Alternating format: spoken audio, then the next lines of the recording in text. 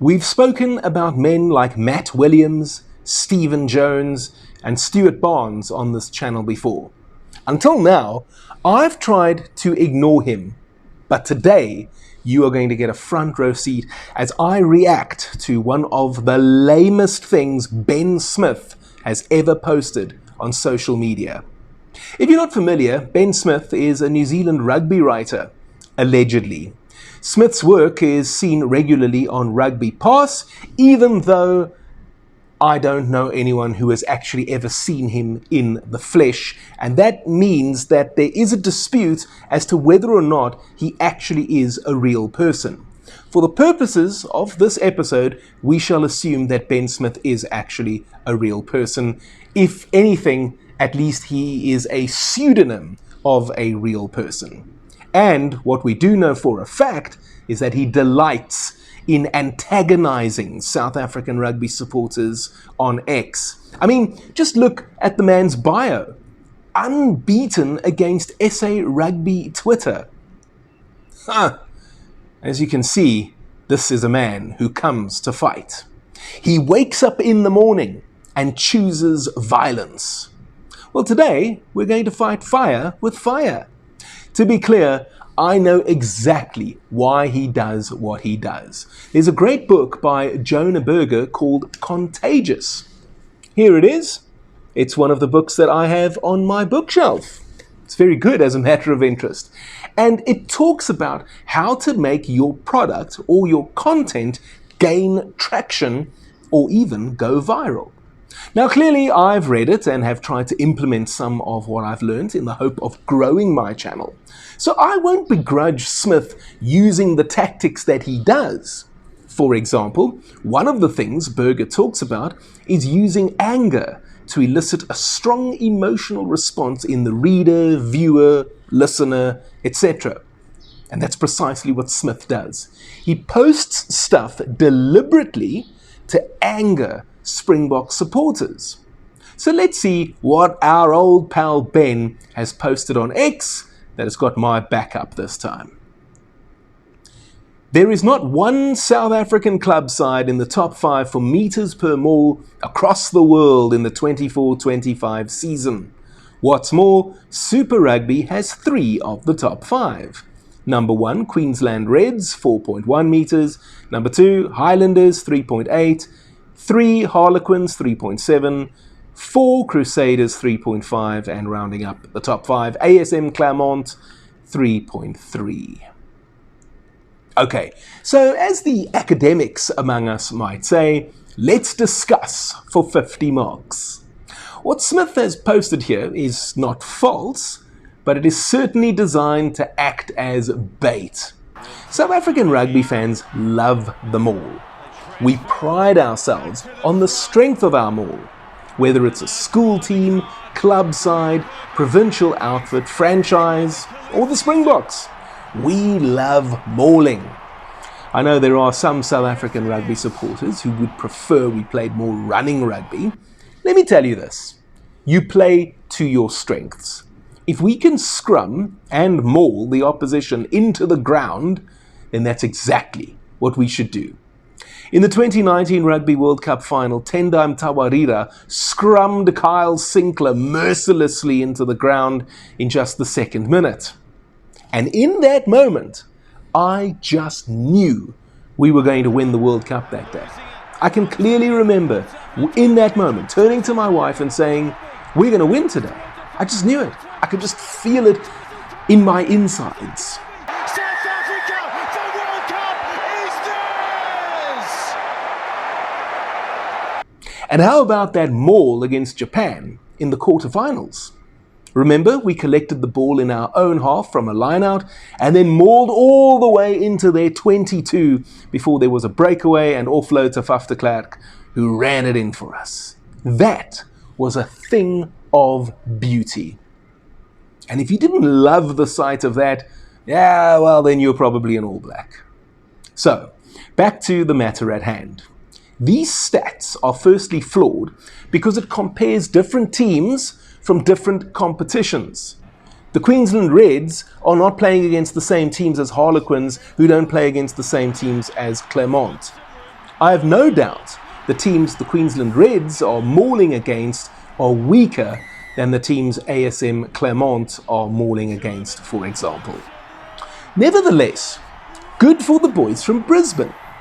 But Smith's observation that there is not one South African team in the top 5 for metres per maul across the world in 24-25 is similarly flawed. Firstly, what does that stat actually mean? Well, nothing is the truthful answer. For example, let's say it's a defensive maul with my team in possession. Let's say I'm in my own 22 and I maul forward by 10 metres.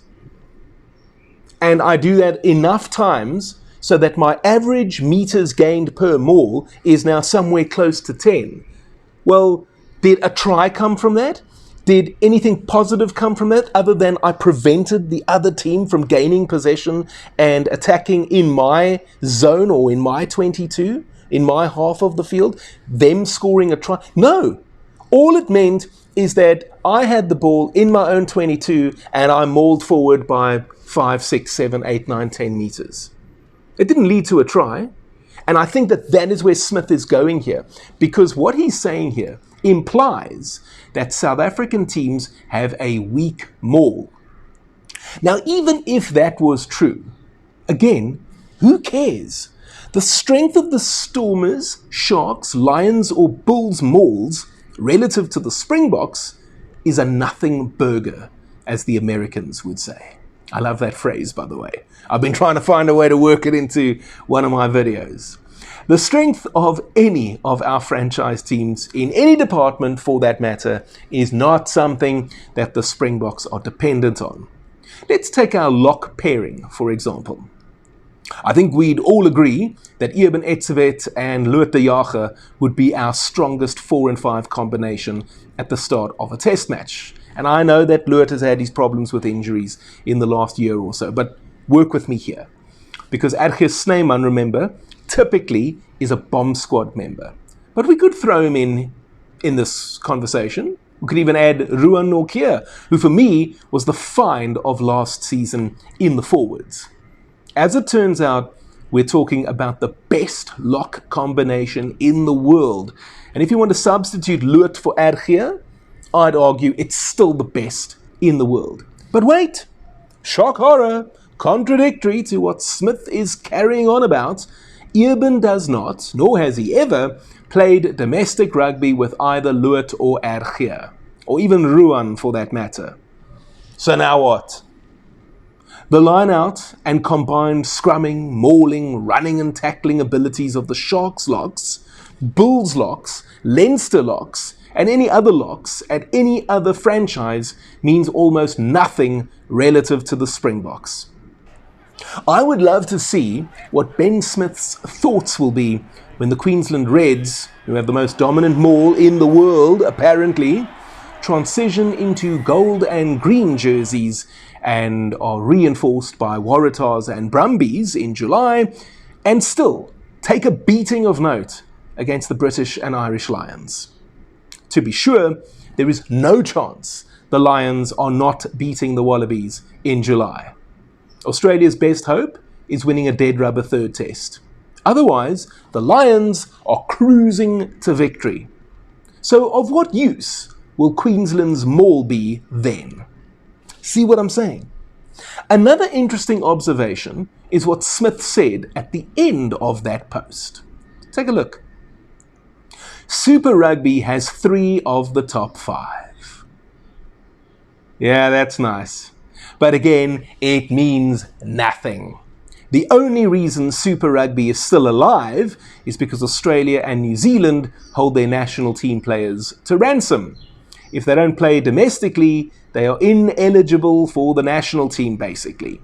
Whereas we recognize that it's a professional sport. And in a professional sport, the best players will play where the best salaries are paid. And that's cool, because there's this thing called international windows. That would be the Six Nations, July tests, Rugby Championship, and Autumn Internationals. During those windows, all national teams are entitled to select their players without any objection or interference from the clubs. Who knew it could be that simple? But hey, if people like Ben Smith and the rest of the Kiwis want to live in the Stone Age, be my guest. I got one more for you. The Stormers officially have the worst scrum in club rugby across SRP, that's Super Rugby, URC, Top 14 and Premiership. Worst completion rate, 72.8%, and the highest rate of losing scrum by a penalty, 15.2%. Yeah, I think anyone with eyes will tell you that the Stormers have had their problems this season. I was actually at their game a couple of weeks ago against Connacht. Looked like a match between two teams who couldn't defend. But the Stormers were light years better a week later against Benetton. So just in 7 days, the team improved drastically. And I say anyone with eyes can see that, and I'll say this, anyone with a brain will also tell you the Cape Town franchise has had a really bad time of it with injuries. Still, men like Frans Malherbe, Salman Murat, Ben Jason Dixon, and Evan Roos are almost certainly going to pack down for the Springboks at some stage this season. And if you think any of those men are going to weaken the Bok pack, let me know in the comment section down below. And while you're down there, why not help me out with a super thanks? That's the heart button with a $sign inside of it. I would love to do this full-time, guys, and go to Australia in 2027 and cover the Rugby World Cup for you from down under with daily coverage. But in order to do that, I'll need some assistance. That's where you come in. If you enjoy my work and want to support me, then please help me out with the super thanks. You'll be able to make a highlighted comment, and I promise to reply to it. I will also click on the love button on your comment, and the donation is whatever you want it to be. You can give me 5 Rand, 500 Rand, 5 million Rand. It's entirely up to you. And if you used to work at Eskom and you got a lekker payout, why not show some love, eh? You can also support me by just spear tackling the like button, and you can also subscribe to the channel if you haven't already done so. And if all of this Ben Smith talk has got you itching to see the Springboks in action again, go check out this video I did about the Bok test match details. For tickets, you'll find out where to get them and when to get them. And if you'd like to help me out with more than just a once-off super thanks, go check out this video where I explain how you can join my Front Row Rugby Dream Team. See you next time.